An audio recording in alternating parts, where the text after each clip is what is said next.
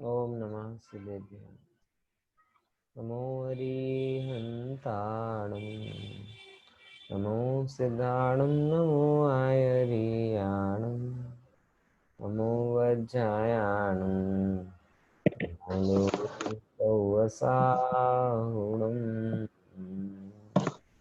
मोक्षमार्गस्य नेतारं वेत्तारं कर्मभूताम् ज्ञातारं विश्वतत्त्वानां वन्दे तद्गुणलब्धये। तत्वार सूत्र 5 જણા છે અત્યારે. हाँ हाँ तत्वार सूत्र में अपनी चर्चा चाले छे और उसमें लास्ट क्लास हाँ लास्ट क्लास जो अपनी हुई थी उस क्लास में अपन ने विचार किया था कि 10 प्रकार के कल्प वृक्षों की व्यवस्था कैसी होती है ना। 10 प्रकार के कल्प वृक्षों की व्यवस्था कैसी होती है।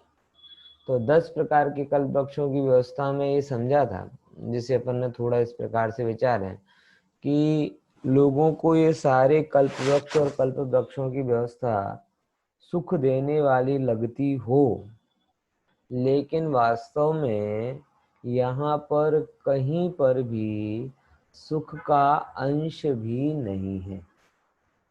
बराबर समझ में आया कि नहीं? ये बात अपन ने वहां चर्चा में कर ली थी और ये पूरी की पूरी बात अपन ने इस बारे में समझी थी कि भले ही आप कल्प वृक्षों का वर्णन पढ़ें, सुने, कुछ भी करें, लेकिन वहां पे रीझने जैसा कुछ भी नहीं है।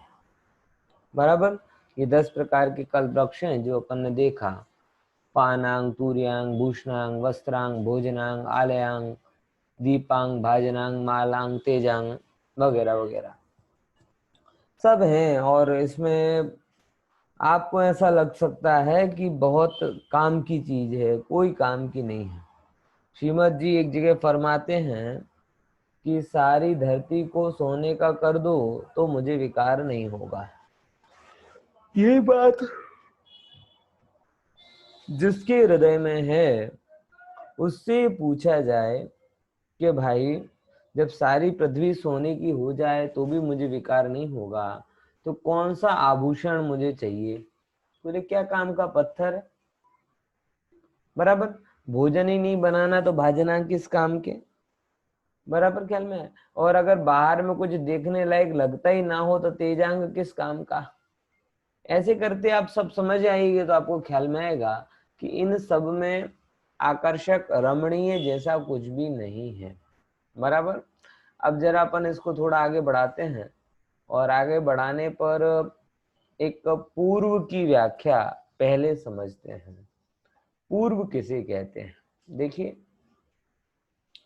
एक पूर्वांग बराबर क्या होता है? जो बार बार शब्द आता है ना, इतने पूर्व की आयु थी, इतने पूर्व की आयु थी। पूर्व का मतलब एक अंग और पूर्व में भी पूर्व आता है और जैन दर्शन के काल मान में भी पूर्व शब्द आता है। दोनों जगह पूर्व शब्द है। अंग और पूर्व में जो पूर्व शब्द है वो 14 पूर्व को बताने वाला है। बराबर। और काल मान में जो पूर्व शब्द है वो एक संख्या बताता है। क्या संख्या है वो जरा देखिए। तो 84 इकाई दहाई सैकड़ा हजार 10,000 लाख 84 लाख वर्ष का एक पूर्वांग होता है। क्या होता है? 84 लाख वर्ष का एक पूर्वांग। और एक पूर्व बराबर 84 लाख पूर्वांग, यानी टोटल क्या होगा? तो 84 lakh multiplied by 84 lakh is equal to 70,56,000 crore. ये इसको अगर आप कैलकुलेट करेंगे तो आपको पता चल जाएगा। मेरे पास में कैलकुलेटर है ये वाला मैथमेटिकल, उससे ज्यादा 84 लाख। देखिए मैं कैलकुलेट कर रहा हूँ है ना, 5 जीरो है ना, तो टोटल 10 जीरो आ जाएंगे उसमें। और उसको उतने से ही आप डिवाइड करेंगे तो फिर से दूसरी संख्या आ जाएगी। तो ये जो 70,56,000 ये डिजिट आपके सामने नहीं दिख रही होगी, वो व्हाइट स्क्रीन है इसके कारण। अब उसे मैथमेटिकल में मतलब इस प्रकार से लिखा जाएगा दिख रहा है? कुछ भी नहीं दिख रहा, कुछ दिखा? हाँ कुछ कुछ दिखा, उल्टा दिखेगा लेकिन बड़ा सिंपल है। कुल मिला के 84 लाख को 84 लाख से गुणा करना है, और 84 लाख को 84 लाख से गुणा कर दोगे तो ये संख्या जो आएगी वो यहाँ पर लिखी हुई आएगी। ठीक है ना? बराबर। चलिए, तो एक पूर्व बराबर कितना होता है? तो 84 लाख को 84 लाख से गुणा किया तो संख्या आती है 70 लाख 56,000। फिर उसको किससे गुणा करो? करोड़ से गुणा करो। बराबर। इतने वर्ष का एक पूर्व होता है। समझ में आया?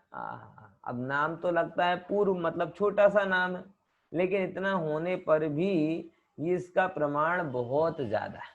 और आपको पता है कि कितने पूर्व बराबर एक सागर होता है?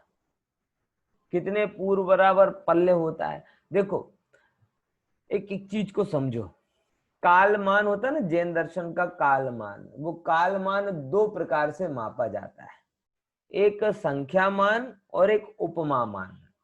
क्या बोला? पहले ये दो शब्दों को समझो। कौन कौन से दो मान हैं? एक है संख्या मान और एक है उपमा मान। फिर से, संख्या मान और उपमा मान। अब संख्या मान बराबर क्या होता है? तो संख्या मान की जब चर्चा चलती है तब संख्या मतलब जिसकी कैलकुलेशन हो सके, कैलकुलेटिव जो होता है वो कहलाती है संख्या। समझ में आया? तो अभी अपन ने जो पूर्व की कैलकुलेशन की, ये आप कैलकुलेटर पे कर सकते हो, इसीलिए कौन सी पूर्व की गिनती किस में आती है? संख्या मान में। किस में आती है? संख्या मान। कि आप पूर्वांक की गिनती निकाल लो 84,000, फिर 84,000 से पूर्व की गिनती निकाल लो 84 डिवाइडेड मल्टीप्लाई बाई 84, तो 84,000 को 84,000 से गुणा करोगे तो 77,56,000 करोड़ बस आ जाएगा। तो वो जो जब संख्या मान आप निकालते हो तो उसमें वर्ष रहते, निकलती इतनी संख्या आ रही, इतनी संख्या आ रही। और दूसरा होता है उपमा मान, जिसके सामने आप देखो पल्योपम, सागरोपम, कल्प, मतलब ये शब्द क्या है? उपम, उपम, उपम मतलब उपमा, पल्ल की भांति, सागर की भांति, बराबर, कल्प की भांति। अब पल्ले की भांति मतलब, पल्ले मतलब क्या होता है? तो पल्ले का मतलब होता है खाड़ो। अब कौन सा खाड़ा? तो फिर पूरी गणित है उसकी कि खाड़ा लाओ, उसको इतना बड़ा खाड़ा, उसमें इतने बाल, फिर उस बाल में को 100 साल में निकालो ना, निकालने में जितना खाल, तो मतलब जिस जिस कैलकुलेशन को गड्ढे की उपमा से समझाया जाता हो वो कहलाता है पल्योपम। मतलब ये कौन सा मान हुआ? उपमा। कितने ईयर से सरवाड़े आप नहीं निकाल पाएंगे, इसमें पूर्व में आपने निकाल लिए कि 70,56,000 करोड़ वर्ष होते, मतलब कोई डिजिट तो निकली, भले ही बहुत 15-16 आंकड़े की डिजिट निकली, 20 आंकड़े की भी निकले, 50 आंकड़े की भी निकले, but you can count it. तो जो काउंटेबल होता है, जिसकी कैलकुलेट किया जा सकता है, वो कहलाता है संख्या मान। और जो काउंटेबल नहीं होता, जिसको गिना नहीं जा सकता, जिसकी मात्र कल्पना की जा सकती है, वह कह जाता है उपमा। यानी काउंटेबल नहीं है, बट आप इसके बारे में इमेजिन कर सकते हैं, इसलिए इसका नाम कहा जाता है उपमा मान। तो जिनवाणी में उपमा मान के कौन कौन से एग्जाम्पल हैं बताइए? हैं? जिनवाणी में उपमा मान के दो एग्जाम्पल हैं। एक एग्जाम्पल है पल्योपम, मतलब जब कैलकुलेशन को गड्ढे की उपमा से बताई जाए, बराबर, और उसी गड्ढे को और पौड़ा कर दो तो वो क्या हो गया? सागरोपम, सागर की उपमा से बताया जाए। लौकिक में भी देखा जाए ना तो सागर का प्रमाण गड्ढे से बड़ा होगा कि नहीं होगा? बराबर। तो जो प्रमाण सागर से मापा जाता है वो कहलाता है सागरोपम, और जो प्रमाण गड्ढे से मापा जाता है वो कहलाता है पल्योपम, और जो प्रमाण की मात्र कल्पना ही की जा सकती है, उसके इक्वलेंट कोई दूसरा काल नहीं होता, वो कहलाता है कल्पकाल। कौन सा काल? कल्पकाल। बराबर। तो ये जो यहां से आपको थोड़ा समझने वाली बात आती है कि यहां तक उपमा मान चलता, उपमा संख्या मान चलता है। पूर्व की गणित तक कौन सा मान चलता है? संख्या मान। पूर्व से आगे की जो गणित आती है उसमें उपमा मान आ जाता है। कौन सा? वो उपमा खाने वाला उपमा नहीं है, नहीं तो फिर उपमा मान, फिर पहुआ मान, फिर चटपटी मान, बहुत सारे, वो नहीं। उपमा मतलब उपमेय उपमान वाला मान, बराबर ना। देखो आगे यहाँ पे कहते हैं ये हुआ। अब एक सूत्र आता है 28 नंबर का, ये बड़ा विचारणीय है कि ताभ्याम अपरा, बोलो, ताभ्याम अपरा भूमियो अवस्थिताः। फिर से बोलो, ताभ्याम अपरा भूमयो अवस्थिताः। बोलो जरा। अपरा भूमयो अवस्थिताः। Very good. ताभ्याम मतलब किसकी चर्चा चल रही है? दो इन सब की क्षेत्रों में। भरतई रावत लास्ट का आया था ना, लास्ट का सूत्र कौन सा था? भरतई रावत और वृद्धि राशव, यानी भरत और ऐरावत, इसकी बात चल रही है। तो भरत और ऐरावत में काल परिवर्तन होता है, ये बात आई। तो बोले बाकी में क्या होता है? तो बाकी के लिए सूत्र दिया, ताभ्याम अपरा, उन दोनों के सिवा, उन दोनों के अलावा, उन दोनों के अतिरिक्त, भूमयो मतलब जो भूमि है वो अवस्थित है, मतलब स्थित है, स्थिर है, उनमें कोई परिवर्तन, कोई चेंज नहीं होता। ताभ्याम मतलब उन दो के अब आगे जो भी कोई भूमि है वो अवस्थित है, यानी स्थित है, उनमें कोई भी चेंज काल के एंगल से नहीं होता, बराबर। क्योंकि 27 नंबर के सूत्र में भरत ऐरावत की बात चली, काल परिवर्तन की बात चली। तो अब बोले उन बाकी के इसके अलावा, अब इन दो के अलावा और कौन कौन से क्षेत्र आ रहे हैं? बोले भरत और ऐरावत के अलावा बाकी के क्या कहते हैं, 4 क्षेत्र, 5 क्षेत्र आ रहे हैं।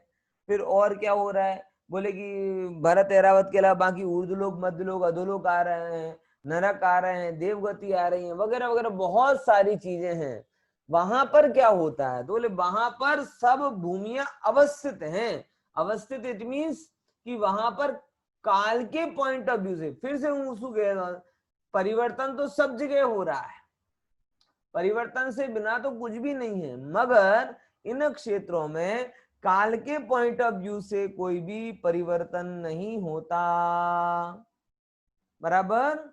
समझ में आया कि नहीं आया? देखो, यानी स्थिति। अब इसके लिए बहुत सुंदर बताते हैं कि कहाँ क्या क्या, ये आपको अच्छी जानकारी मिलेगी कि जो अपन ने पहले थोड़ी चर्चा कर ली है, तो कौन कौन सी जगह पे कैसा कैसा काल होता है। अब तुल्य शब्द बोला है, एक्चुअल में मैंने जो आपको बहुत पहले बताई थी बात कि हम लोग क्या कर रहे हैं, अपने एंगल से अन्य को समझ रहे हैं। पॉइंट समझ में आया कि नहीं है? कैसे समझ रहे हैं हम? कि हमारा जो काल है उस काल के हिसाब से हम अन्य व्यवस्थाओं को समझने की ट्राई कर रहे हैं। कर रहे कि नहीं कर रहे? लेकिन सब जगह हम कहें कि यहाँ पहला काल होता है, यहाँ दूसरा काल होता है, यहाँ तीसरा होता है, तो जब पहला ही नहीं हुआ तो चौथा कहाँ से होगा? हम कहते हैं विदेह में सदा चौथा काल रहता है। तो कोई विदेह वाला बोलेगा कि भैया पहला दूसरा तीसरा कहाँ है? जैसे हम किसी के ये चौथे नंबर की संतान है, तो चौथे नंबर की संतान के पहले तीन संतानें होनी चाहिए ना। पहली दूसरी तीसरी संतान हुई नहीं और सीधे चौथे नंबर की संतान हो गई, ऐसा पॉसिबल है क्या?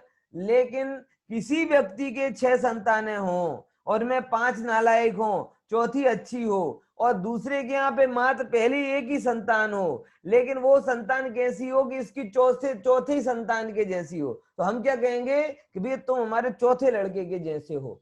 इसका मतलब वो चौथा लड़का है ऐसा नहीं है, वो तो पहले ही है, लेकिन उसकी तुलना किससे की जा रही है? हमारे कुल के चौथे लड़के से की जा रही है। पॉइंट अंडरस्टैंड, समझ में आया कि नहीं है? बात ख्याल में है कि नहीं है? एक्चुअल में वहां पे चौथा पना आया नहीं है, वो पहला है, और जब तक दूसरा नहीं हो रहा तब तक पहला ही रहेगा, ऐसा। लेकिन वो पहले दूसरे तीसरे पांचवें छठवें तो नकामे थे, ये काम का है, तो मेरा जैसे चौथा लड़का काम का निकला, वैसे इसका ये लड़का काम का है, तो ये मेरे चौथे लड़के के जैसा है। क्या बोला, क्या बोला, ये मेरे चौथे लड़के के जैसा है। तो यहाँ पे जो भी बात बताएंगे ना वो यही बता रहा है, वहां पे चेंज नहीं है, वहां की तो सब भूमि स्थिति ही है। जितने भी बताएंगे ना यहाँ पे ऐसी की ऐसी रहने वाली हैं, लेकिन हम तो हमारे 6 लड़कों को मैदान में उतार दिया, और हमारे लड़कों के जैसे जो जो जहां जहां दिख रहे हैं हम उससे बात करें कि तू मेरे पहले लड़के के जैसा है, तू मेरे दूसरे लड़के के जैसा है, तू मेरे तीसरे लड़के के, तू चौथे, तू पांचवे, तू छठे। हमने अपने 6 के 6 लड़कों को मैदान में उतार दिया, और अब हम हमारे लड़कों के पॉइंट ऑफ व्यू से जो स्थित क्षेत्र है उसके काल की गणना कर रहे हैं। समझ में आया, काल को समझने की कोशिश कर रहे हैं। पॉइंट समझ में आया, दो बातें विचारने की हैं। पहले नंबर, अन्यत्र कहीं भी काल बदलता नहीं, लेकिन तो भी वहां सब जगह एक सा काल रहता हो, बोले नहीं, सब जगह अलग अलग काल के जैसी व्यवस्था है। तो फिर किसके यहाँ कैसी व्यवस्था है, तो किसी की व्यवस्था हमारे पहले काल से मिलती जुलती है, किसी की व्यवस्था हमारे दूसरे तीसरे से काल से मिलती जुलती है। तो ये जो व्यवस्थाओं का अंतर है, वहां पे जो काल है सो वैसे का वैसा ही है। पॉइंट समझ में आया कि नहीं है? देखो अपन जरा विचारते हैं। देव कुरु और उत्तर कुरु ये कहाँ है, कौन बताएगा? देव कुरु और उत्तर कुरु कहाँ पर हैं? बताओ। तो देव कुरु और उत्तर कुरु जो मैप हमने आपको बताया था ना, सुमेरु पर्वत के उत्तरी भाग में उत्तर कुरु है, और सुमेरु पर्वत के दक्षिणी भाग में देव कुरु है। तो देव कुरु और उत्तर कुरु इन दो क्षेत्रों में कौन सा काल रहता है? बोले हमारे यहाँ के हिसाब से वहां पहला काल रहता है हमारे, इसीलिए बोला पहले काल तुल्य। वहां पे तो जो है सो है, लेकिन अगर हम उसकी कंपैरिजन करेंगे तो किसके जैसे करेंगे? बोले हमारे पहले काल की भांति। ओके, कैसा है? उत्तम भोग भूमि है। अब फिर से हरिवर्ष और रम्यक वर्ष, यहाँ पे कौन सा है? हरिवर्ष और रम्यक वर्ष ख्याल में आ गया आपको? देखो यहाँ पर जो है ना ये वाला क्षेत्र और ये वाले, इन दो क्षेत्रों में, कौन से क्षेत्रों में? भरत विदेह क्षेत्र के ऊपरी उत्तरी और विदेह क्षेत्र के दक्षिणी, इन विदेह क्षेत्र के उत्तरी और दक्षिणी क्षेत्रों में कौन सा काल रहता है? हमेशा दूसरा काल, यानी मध्यम भोग भूमि का काल रहता है। ठीक है, अब देखो तीसरे नंबर, हेमवत और हिरण्यवत क्षेत्रों में, कौन से क्षेत्र में? अब ये हेमवत हिरण्यवत कहां पर आ गए? बोले जो विदेह भरत क्षेत्र है, भरत क्षेत्र का ऊपरी हिस्सा है, बराबर, भरत क्षेत्र का ऊपरी हिस्सा यहाँ वाला, यहाँ पर, और ऐरावत क्षेत्र का ऊपरी हिस्सा मतलब ये वाला, बराबर। तो ये वाला एरिया और ये वाला एरिया, इन दो एरिया में हमेशा कौन सा काल रहता है? तीसरा काल हमारे जैसा, बराबर, इसलिए जघन्य भोग भूमि होती है। अब देखो चौथे काल में क्या होता है? तो चौथे काल में विदेह क्षेत्र में चौथे काल के जैसी, समझ में आया? विदेह क्षेत्र में कैसी व्यवस्था होती है? बोले विदेह क्षेत्र में हमारे यहाँ के चौथे काल के जैसी व्यवस्था होती है, बराबर। कैसी व्यवस्था? हमारे यहाँ के चौथे काल की जैसी व्यवस्था होती है। क्लियर? अब देखो अब अगला प्रश्न आता है, कुभोग भूमि और अंतरद्वीपज, अब ये कहां कहां पर है ये थोड़ा समझना। ऐसे तो एक दिनेश भाई ने मैप शेयर आपको किया था, और उसमें ये बात भी बताई थी कि कुभोग भूमियां कहां पर है। मैं आपको थोड़ा सा बताना चाहता हूं, अगर मुझे मैप अभी मिल जाए, नहीं तो जो आपके समुद्र हैं, कौन कौन से समुद्र? कालोदधी समुद्र और लवण समुद्र, दो समुद्र है ना। एक तो देखो यहाँ देखो ढाई द्वीप के मैप में देखो तो ख्याल में आ जाएगा। कुबोक भूमि कहां पर है, फिर वहां पे कौन सी व्यवस्था होती है वो बताते हैं। ढाई द्वीप का मैप दिख रहा है ना, दिख रहा है ना सबको। अब ये क्या है, ये अपना हुआ जम्बूद्वीप। कुबोक भूमि क्या होती पहले ये समझ लो, आगे आएगा विस्तार, उसका सूत्र भी है, लेकिन हम थोड़ा उसके लिए प्रिपेयर कर देते हैं कि जब ये जीव कुपात्रों को दान देता है, कैसा समझ के, सुपात्र समझकर कुपात्रों को दान देता है, तो उसके अंदर में भाव तो बढ़िया है पात्र दान के, तो इस भाव से उसे फल तो भोग भूमि का मिला, लेकिन उसके अंदर विवेक नहीं है। विवेक नहीं है तो उसने क्या किया कि बिना विवेक के दान दिया। एक्चुअल में पात्र को रहने का विवेक होना चाहिए। पात्र कुपात्र जैसे लौकिक में भी होता है ना, डॉक्टर को दवा तो सब रहती है, लेकिन बच्चों को कितना डोज देना है, बड़े लोगों को कितना डोज देना है, शुगर पेशेंट को कितना डोज देना है, प्रेग्नेंट लेडी को कितना डोज देना है, एक ही दवा 4 अलग अलग पॉइंट से विचारता है कि नहीं विचारता। तो ये क्या कहलाता है, दवा रोग को दूर करने वाली है, ये जानते हुए भी अगर वह दवा देने का विवेक ना रखे तो फल अच्छा मिलता है कि बुरा। कि बच्चों को आधे चम्मच देनी थी बराबर, और उसने आपने उसको 2 चम्मच दे दी, तो बच्चा नींद में सोता ही रहेगा, उठेगा ही नहीं फिर वो। तो ज्ञान के साथ साथ विवेक भी जरूरी है, भावना के साथ साथ विवेक भी जरूरी है, क्योंकि विवेक ही मनुष्य का लक्षण है। जो विवेक शून्य होता है वो तो पशु होता है। पशुओं में क्या होती है, यही चीज होती ना। तो जिन जिन जीवों ने, अब देखना, जिन जीवों ने अच्छी भावना की तो अच्छी भावना से दान दिया तो भोग भूमि का पुण्य तो बांध लिया, लेकिन पशुवत अविवेकी रहे। पशुवत अविवेकी रहे मतलब विचार नहीं किया कि कौन पात्र है कौन सुपात्र, तो उनके अंदर में पशु का कुछ संस्कार रहा ना, तो कर्म कैसा बनता है कि वो रहेंगे भोग भूमि में, लेकिन आकृति में आधे मनुष्य होंगे और आधे पशु। मतलब पूरा शरीर अच्छा रहेगा और चेहरा गणपति बन जाएगा, नरसिंह बन जाएगा, समझ में आया ना। आधा पशु आधा इंसान चेहरा, और उसके सब भेद बताए हैं। चूहे चिड़िया के जैसा चेहरा है, हाथी के जैसा चेहरा है, खरगोश के जैसा चेहरा है, हिरण के जैसा चेहरा है, व्याघ्र पाद, कितने सारे इनके सब नाम बताए। तो ये सब क्यों हुए, क्योंकि उन्होंने भावना तो अच्छी रखी लेकिन विवेक नहीं रखा। तो भावना के साथ साथ क्या जरूरी है, विवेक, क्योंकि भावना का फल भोग भूमि मिल गया, लेकिन विवेक शून्यता के कारण उन्हें पशु तुल्य जीवन जीने को मिलेगा बराबर। अब वो रहते कहाँ हैं, तो वो रहते हैं यहाँ पर। ये जो आपके 2 समुद्र है ना, ये एक पहला आता है ब्लू और दूसरा ब्लू, ये कहलाता है लवण समुद्र और ये कहता है कालोदधी समुद्र। अब इन लवण और समुद्र और कालोदधी समुद्र की दिशा बराबर, यानी 4 दिशा, पूर्व पश्चिम उत्तर दक्षिण, और 4 विदिशा, ईशान वायव्य नैऋत्य और आग्नेय।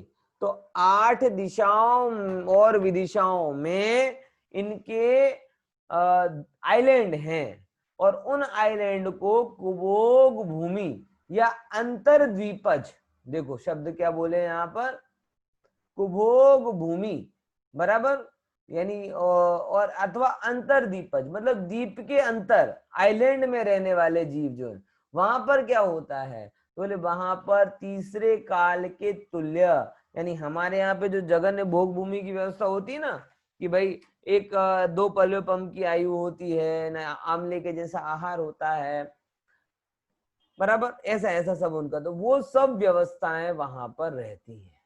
ठीक है, बराबर ख्याल में आया। अब फिर आई अगली बात कि मानुषोत्तर पर्वत के, अब आगे आ गया, मानुषोत्तर पर्वत के स्वयं प्रभ पर्वत से, के लिखा है ना, केस की बजाय से पढ़ना है यहाँ पर, या शू लख्यू के नहीं लिखना, से, એટલે માનુષોત્તર પર્વત થી સ્વયંપ્રભ પર્વત સુધી. હવે આ સ્વયંપ્રભ પર્વત કયો છે? है कोई बताएगा स्वयंप्रभ पर्वत कहाँ पर है? गूगल सर्च करो, अभी मिल जाए तो बताना भैया, कहाँ है स्वयंप्रभ पर्वत? देखो स्वयंप्रभ पर्वत स्वयंभू रमण समुद्र जो है ना, उसके पहले स्वयंभू रमण द्वीप, और स्वयंभू रमण द्वीप के मध्य में स्वयंप्रभ नाम का पर्वत है. फिर से क्या बोला? अंतिम समुद्र कौन सा है? अंतिम समुद्र है स्वयंभू रमण समुद्र. तो स्वयंभू रमण समुद्र के पहले कौन सा पर्वत आता है? स्वयंभू रमण द्वीप. तो स्वयंभू रमण द्वीप के बीचों बीच एक पर्वत है, जिस पर्वत का नाम स्वयंप्रभ पर्वत है. बराबर. यहाँ ये स्वयंप्रभ पर्वत क्या करता है वो बताते हैं कि स्वयंप्रभ पर्वत जैसे मानुषोत्तर पर्वत, ध्यान से सुनना, जैसे मानुषोत्तर पर्वत ये डिसाइड करता है कि मानुषोत्तर पर्वत के पहले पहले क्या रहेगी? कर्म भूमि रहेगी. ऐसे ही स्वयंप्रभ पर्वत भी ये डिसाइड करता है कि स्वयंप्रभ पर्वत से लेकर आगे तक क्या रहेगी? बोले कर्म भूमि रहेगी. बराबर. समझ में आया कि नहीं आया? तो पॉइंट समझ में आया ये वाला? स्वयंप्रभ पर्वत क्या काम करता है? बोलो. स्वयंप्रभ पर्वत ये काम करता है कि जैसे मानुषोत्तर पर्वत डिवाइड करता है कि मानुषोत्तर पर्वत के पहले पहले क्या रहेगी? कर्म भूमि रहेगी. ऐसे स्वयंप्रभ पर्वत ये डिवाइड करता है कि स्वयंप्रभ पर्वत के बाद यानी आधा स्वयंभू रमण द्वीप और पूरा स्वयंभू रमण समुद्र, ये स्वयंभू रमण द्वीप और स्वयंभू रमण समुद्र ये कर्म भूमि के रहेंगे. बराबर ख्याल में है कि नहीं है? लेकिन कैसी कर्म भूमि? चौथे काल वाली कर्म भूमि नहीं. देखो वो आएंगे बता. अब पहले समझ लो. तो मानुषोत्तर पर्वत से स्वयंप्रभ पर्वत तक असंख्यात द्वीप समुद्रों में कौन सा काल रहता है?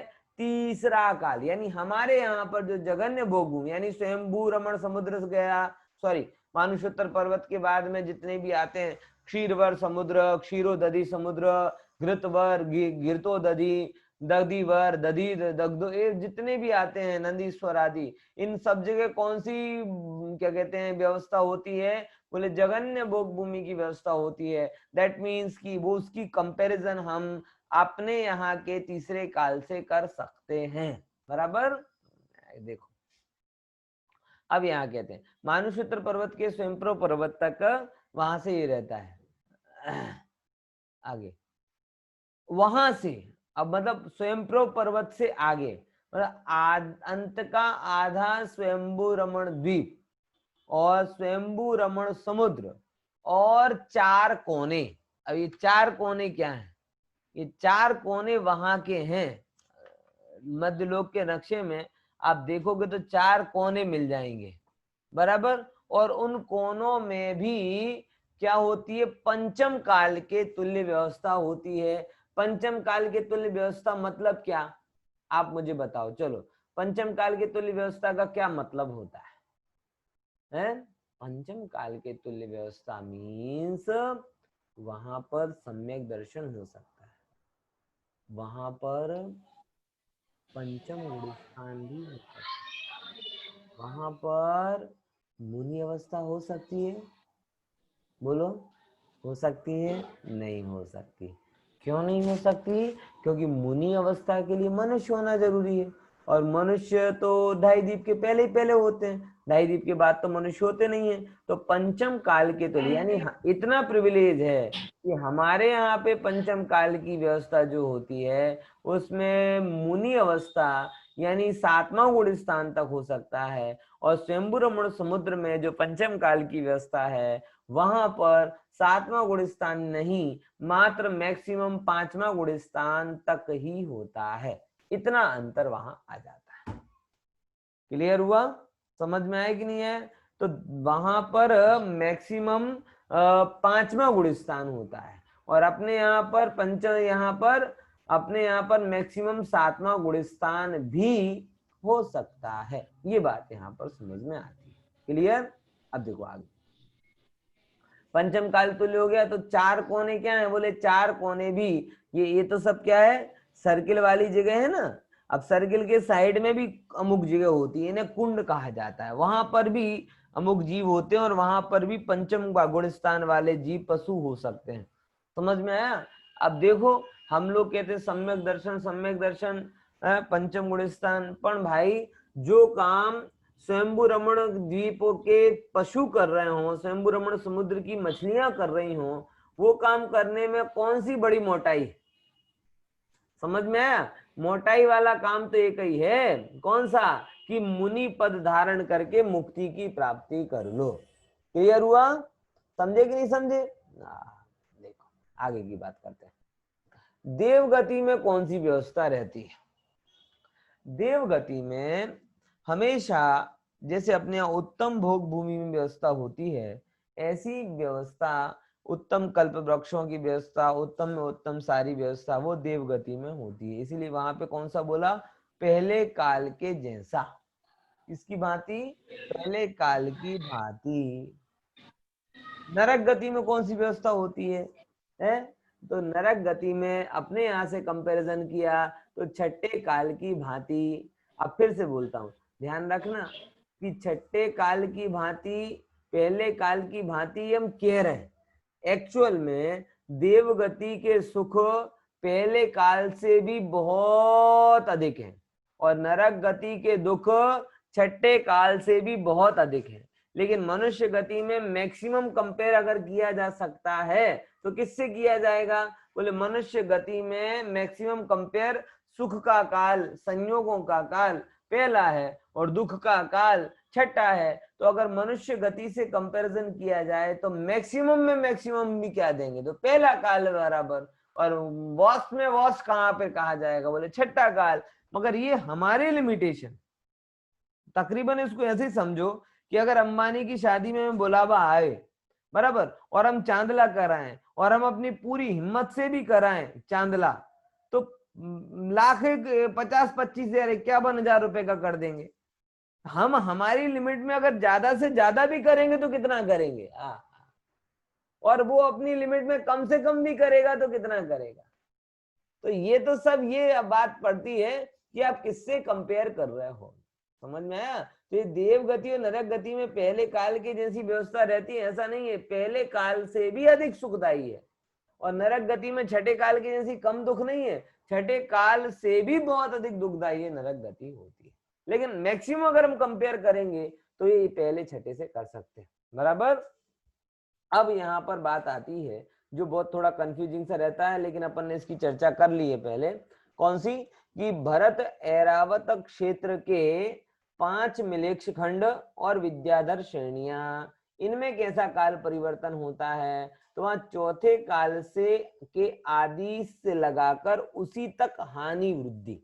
मतलब मैंने आपको बताया भी था कि वहां पे काल चेंज तो होता है, लेकिन वो चौथे काल के डायमीटर में, चौथे काल की लिमिट में ही होता है। मतलब जब यहाँ पर 500 धनुष की अवगाहना वाले जीव रहते हैं तो मिलेक्ष खंड में और विद्याधरों के यहाँ पर भी 500 धनुष की अवगाहना वाले हो जाते हैं। और जब यहाँ घटते घटते घटते 5 हाथ के बचते हैं तो वहां पर भी 5 हाथ के रह जाते हैं। और जब यहाँ पे बढ़ने लगते हैं तो वहां पर भी बढ़ जाते हैं। यानी यहाँ काल बदलता तो है, मगर वो कौन से लिमिट में बदलता है? बोले वो चौथे काल की लिमिट में ही बदलता है। ऐसी ये यहाँ पर काल की व्यवस्था अलग अलग जगह अलग अलग है। पॉइंट समझ में आया? अब देखो जरा थोड़ा और आगे बढ़ते हैं कि अब इनकी आयु वगैरह कितनी है, बराबर बराबर आयु वगैरह कितनी है। तो देखो समझते हैं। एकद्वित्री, बोलिए एकद्वित्री एकद्वित्री पल्योपमस्थितयो पल्योपमस्थितयो हैमुवतक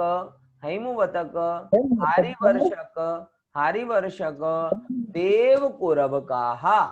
देव दैव फिर से एकद्वित्रिपल्योपमस्थितयो एकद्वित्रिपल्योपमस्थितयो हेमवतक हारिवर्षक देव कुरव काहा। ठीक है, देखो एक द्वित्रिपल्योपमस्थितयो हेमवतक हारिवर्षक दैव हाँ कुरु कुरव काहा, बहुत बढ़िया। अब देखो क्या कहते हैं यहाँ पे, समझना कि एक द्वित्रिपल्योपम स्थितयो, पल्योपम स्थिति वाले होते हैं। और कितने पल्योपम? बोले एक पल्योपम, दो पल्योपम और तीन पल्योपम। तो एक दो तीन पल्योपम की स्थिति वाले लोग होते हैं। कहाँ कहाँ कहाँ कहाँ? तो यहां से गिनना चालू करो। बोले सबसे पहले हेमवतक क्षेत्र है ना, हेमवतक, तो हेमवतक क्षेत्र में एक पल्योपम। तो हेमवत कहाँ आया? बोले यहाँ। तो भरत हेमवत, तो सबसे पहले किसकी? एक एक पल्योपम की आयु वाले। पल्योपम मतलब फिर जो मैंने शुरू में बताया था उपमा मान, वो गड्ढा 6000 कोष वाला गड्ढा, उसके माध्यम से आयु को गिन रहे। तो भरत से उपमा मान में गए तो ये हेमवतक क्षेत्र आया। तो हेमवतक क्षेत्र एक पल्योपम की आयु वाला। फिर द्विपल्योपम कौन सा है? हारिवर्षक, मतलब हरि क्षेत्र। हरि क्षेत्र कितना आया? दो पल्योपम स्थिति वाला। फिर क्या बोले? त्रिपल्योपम वाला तो कौन है? तो देव कुरव काहा, जो देव कुरु नाम का जो है यहाँ पे सुमेरु के दक्षिण में, वहां पे तीन पल्योपम की स्थिति वाले रहते हैं। यानी हेमवत वाला एक, हरि वाले दो और देव कुरु वाले तीन पल्योपम स्थिति प्रमाण हैं। बोले उसके ऊपर क्या आएगा? तथोत्तराहा। अगला सूत्र आता है कौन सा? 30 नंबर का, तथोत्तराहा। क्या है? कि तथा उत्तराहा, कि जैसे दक्षिण में था। अब देखो कितने संक्षेप में सूत्र लिखा, अति संक्षेप में है ना। आचार्य ऐसा भी लिख सकते थे कि बाकी के में इतनी तीन दो एक की आयु आयु होती है, तो बोले नहीं, इतना लिखने में ज्यादा समय जाता है। तो उन्होंने शॉर्ट में क्या कर दिया कि दक्षिण तथा, तथा मतलब वैसे ही, उत्तराहा मतलब उत्तर में समझ लेना। जैसा दक्षिण में समझाया वैसा उत्तर में समझ लेना। दैट मीन्स कि जैसे भरत से अड़कर ये हेमवत क्षेत्र है, वैसे ऐरावत से अड़कर कौन सा क्षेत्र है? हिरण्य क्षेत्र है। तो हिरण्य क्षेत्र में एक कुरु की एक पल्योपम की आयु होगी। जैसे यहां से दूसरा हरि क्षेत्र आया, वैसे यहां पर कौन सा क्षेत्र आ रहा है? यहाँ पर रम्यक क्षेत्र आ रहा है। तो रम्यक में दो पल्योपम की आयु होगी। जैसे देव कुरु में तीन पल्योपम है, वैसे उत्तर कुरु में कौन सी कितनी आयु होगी? तीन पल्योपम आयु होगी। तो जैसा नीचे वाले का समझा वैसा ऊपर वाले का समझ लेना। पॉइंट समझ में आया? जैसे नीचे वाले का समझा वैसा ऊपर वाले का समझ लेना। ऐसे करके स्थिति की बात यहां पर बताई। अच्छा, स्थिति की बात तो बताई, बाकी और का क्या हुआ? स्थिति बताई, आहार का क्या है, रहने का, खान पान का क्या है। तो ये तथोत्तरा सूत्र है ना, ये थोड़ा ब्रॉड है सेंस में। ये तथोत्तरा सूत्र ये बताता है कि ऑलमोस्ट उत्तर और दक्षिण की व्यवस्था, आहार, आयु, एरिया, खान पान, ये सब कैसा होता है? जैसा दक्षिण का बताया वैसा उत्तर का समझ लेना। यानी हमारी एक एक सब, जैसे कुदरत में बोलते ना, ये भरत और पृथ्वी और क्या कहते हैं शुक्र ट्विन सिस्टर है, जुड़वा, आकार वाकार में बराबर है।